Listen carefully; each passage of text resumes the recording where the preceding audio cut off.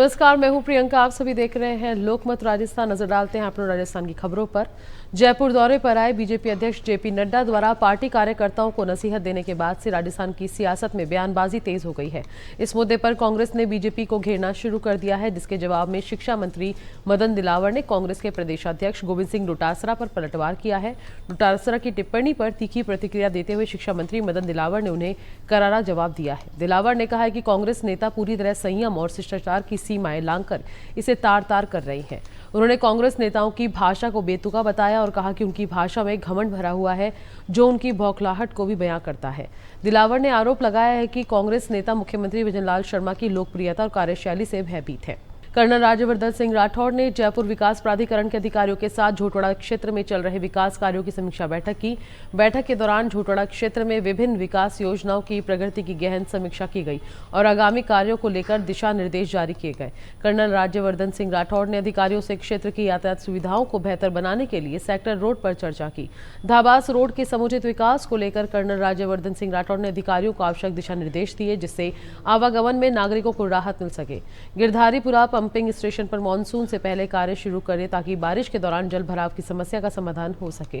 क्षेत्र में जल निकासी व्यवस्था को दुरुस्त करने के लिए ड्रेनेज कार्य को तेजी से शुरू किया गया है। झोटवाड़ा क्षेत्र में सीवरेज कार्य भी तेज गति से प्रगति पर है। कर्नल राज्यवर्धन सिंह राठौड़ ने कहा कि नागरिक सुविधाओं में सुधार हमारी प्राथमिकता है। जयपुर के ऐतिहासिक टाउन हॉल को लेकर चल रहे विवाद में सुप्रीम कोर्ट ने राजमाता पद्मिनी देवी और अन्य याचिकाकर्ताओं की याचिका पर नोटिस जारी किया है, लेकिन राजस्थान हाईकोर्ट के 17 अप्रैल 2025 के फैसले पर रोक लगाने या यथास्थिति बनाए रखने से इनकार कर दिया है। आपको बता दें, ये विवाद राजस्थान सरकार और जयपुर के पूर्व शाही परिवार के बीच है, जो 2022 में तत्कालीन गहलोत सरकार द्वारा टाउन हॉल को world class Rajasthan heritage museum में बदलने के फैसले से शुरू हुआ था। सुप्रीम कोर्ट की जस्टिस प्रशांत कुमार मिश्र और जस्टिस ऑगस्टीन जॉर्ज मसीह की खंडपीठ ने कहा कि ये एक महत्वपूर्ण कानूनी सवाल है, जिस पर विस्तृत सुनवाई होगी। राज्य सरकार की ओर से अतिरिक्त महाधिवक्ता शिव मंगल शर्मा ने तर्क दिया कि याचिका पर सुनवाई तब होनी चाहिए तब राज्य अपना जवाब दाखिल कर सके। उन्होंने ये भी आश्वासन दिया कि सरकार सुप्रीम कोर्ट में मामले की सुनवाई के दौरान कोई कदम नहीं उठाएगी। इस आधार पर कोर्ट ने अंतरिम राहत देने से मना कर दिया है। बीजेपी सांसद मन्ना लाल रावत ने एक बार फिर भारत आदिवासी पार्टी पर निशाना साधा है। रावत ने बीएपी को वायरस बताते हुए टीकाकरण की बात कह दी। 2 दिन बाद 4 जून को उनके कार्यकाल का 1 साल पूरा हो जाएगा। उन्होंने बीएपी को लुटेरी गैंग बताया और कहा कि जब से लोकसभा सीट जीती है तब से पार्टी से कानून तोड़ने वाला काम किया है। इसके साथ आरोप भी लगाए कि अशोक गहलोत के कार्यकाल में बांसवाड़ा सांसद राजकुमार रोत बड़ी भूमिका में थे। इन्हें बड़ा फंड भी मिला था। बिना नाम लिए बीएपी पर निशाना साधते हुए कहा कि वैचारिक स्तर पर देखते हैं तो कोई वायरस बाहर से आते हैं, जिसका समय से टीकाकरण कराना जरूरी है। गुजरात की तरफ से वायरस लेकर आए थे और ये बागड़ में फैलाया था। राजस्थान के सिरिस्का और नाहरगढ़ सेंचुरी क्षेत्रों में अवैध कमर्शियल गतिविधियों के खिलाफ केंद्र सरकार ने बड़ा कदम उठाया है। राष्ट्रीय लोकतांत्रिक पार्टी के सुप्रीमो और नागौर सांसद हनुमान बेनीवाल की मांग पर केंद्रीय पर्यावरण, वन एवं जलवायु परिवर्तन मंत्रालय ने राजस्थान सरकार से इन अभ्यारण्यों में हो रही अनियमितताओं पर वह डिटेल रिपोर्ट मांगी है। सांसद बेनीवाल ने लोकसभा के बजट सत्र में सुप्रीम कोर्ट और एनजीटी के निर्देशों की अवहेलना कर होटल मालिकों और खनन संचालकों को फायदा पहुंचाने के लिए अभ्यारण्यों के नक्शे बदलने के गंभीर आरोप लगाए थे। इस मुद्दे को उन्होंने सोशल मीडिया प्लेटफॉर्म एक्स पर केंद्रीय मंत्री भूपेंद्र यादव के जवाब के साथ साझा किया है। राजस्थान के चूरू जिले के राजकीय डीबी अस्पताल में अव्यवस्थाओं को लेकर यूथ कांग्रेस के कार्यकर्ताओं ने सोमवार को जोरदार प्रदर्शन किया। प्रदर्शनकारियों ने अस्पताल प्रशासन के खिलाफ नारेबाजी की और मेडिकल कॉलेज के प्राचार्य को चूड़ियां दिखाई। विरोध बढ़ता देख पुलिस ने प्रदर्शनकारियों को अस्पताल के गेट से हटने को कहा, लेकिन वे नहीं माने।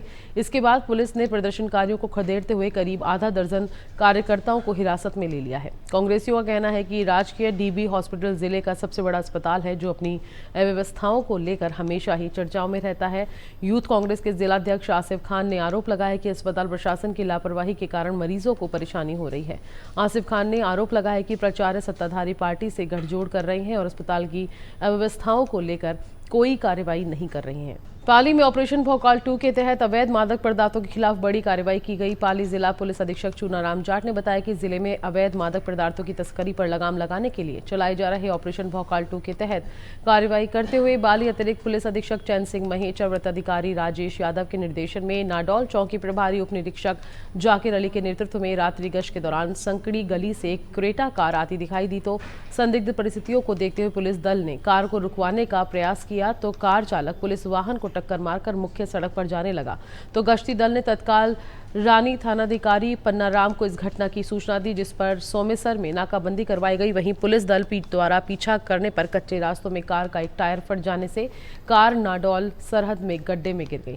इसी बीच अज्ञात तस्कर कार छोड़कर भाग गए। पुलिस द्वारा कार की तलाशी लेने पर कार में कुल 16 किट्टों में 303 किलो 150 ग्राम अवैध डोडा पोस्ट पाया गया, जिसकी बाजारी कीमत करीब 15 लाख रुपए बताई जा रही है। पुलिस ने एनडीपीएस एक्ट के तहत मामला दर्ज कर अवैध डोडा पोस्ट सहित कार को जब्त कर लिया है तथा तस्करों को गिरफ्तार करने की कोशिशें शुरू कर दी हैं। भारत पाक सीमा से सटे सरहदी जिले जैसलमेर में एक दिल दहला देने वाली घटना ने रिश्तों की पवित्रता को तार-तार कर दिया। आपको बता दें कि देवर ने अपनी भाभी से अवैध संबंधों के चलते अपने ही बड़े भाई को मौत के घाट उतार दिया। सदर थाना पुलिस ने दोनों को गिरफ्तार किया है। सदर थाना पुलिस के प्रभारी बगड़ू राम ने बताया कि घटना सदर थाना इलाके के भैरवा गांव की है। हत्या करने वाले रिश्ते में देवर भाभी लगते हैं। यशोदा अपने पति हरदान राम निवासी बाड़मेर को छोड़कर पति के भाई लगने वाले कालूराम के साथ साल भर से जैसलमेर के भैरवा गांव में ही रह रही थी। रविवार को पति हरदान राम बाड़मेर से जैसलमेर आया। शाम को खेत में उसकी लाश मिली। हरदान के भाई भवरू राम ने यशोदा और कालूराम के खिलाफ कुल्हाड़ी से हरदान की हत्या का मामला दर्ज करवाया है। सदर थाना पुलिस मामले की जांच कर रही है। इस संबंध में मृतक हरदान राम के सगे भाई भंवरा राम ने हत्या का प्रकरण पंजीबद्ध करवाया है। नियमानुसार अनुसंधान कार्य शुरू है और मृतक की लाश का पोस्टमार्टम करवाया जाकर वारिसान को सुपुर्द किया जाएगा। बाद अनुसंधान जैसी कार्रवाई होगी, मुलजिमान के विरुद्ध विधिक कार्रवाई की जाएगी। मृतक के साथ उसकी शादी हो रखी थी, ये तथ्य है। ये दोनों यहाँ चांपला सरहद में एक अमरदीन की ट्यूबवेल है, वहाँ झोंपड़ी बनाकर कृषक के रूप में कार्य कर रहे थे। हम ग्राम पंचायत सारला जिला बाड़मेर से हरदान राम है, उसकी हत्या कर दी गई। हरदान राम की शादी आज से 12 साल पहले हुई थी यशोदा देवी के साथ। यशोदा देवी अपने प्रेमी के साथ भाग गई थी। उसको लाने के लिए हमने हर प्रकार से प्रयत्न किया सामाजिक स्तर पर, और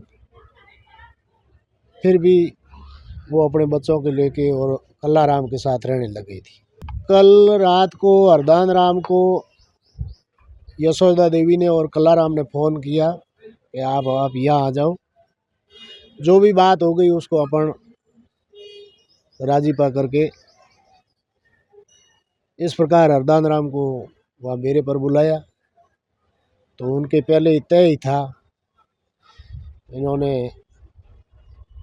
हथियार लेके कुल्हाड़ी और धारदार हथियार से हरदान राम के ऊपर हमला कर दिया और उस वजह से हरदान राम की मृत्यु हो गई। हम ये चाहते हैं कि जो अपराधी है और जिसने अपराध किया है उसको सख्त से सख्त सज़ा मिले और अपना कानून अपना काम करे। अभी के लिए फिलहाल इतना ही। मैं लेती हूँ इजाज़त। नमस्कार।